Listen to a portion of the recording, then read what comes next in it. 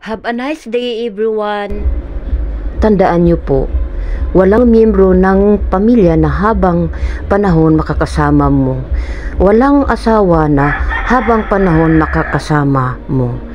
Walang magulang na habang panahon makakasama mo. Walang anak na habang panahon makakasama. At the same time, wala din kapatid na panahon makakasama mo. Meron lang itinakda panahon ang Diyos para makasama sila.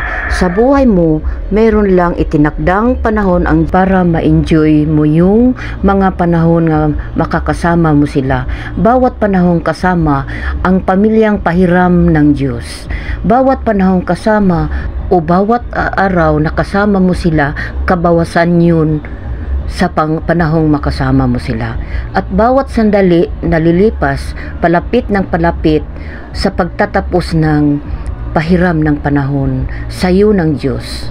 Kaya hindi dapat sinasayang panahon para sa pamilya, lalo na sa pagtatanim ng sama ng loob, lalo na sa pagkakait ng pagpatawad, at lalong-lalo na sa pag-aagawan ng walang kwintang nung mga bagay na minsan hinahayaan natin na sayangin ang panahon na dapat kasama natin ang mag-enjoy.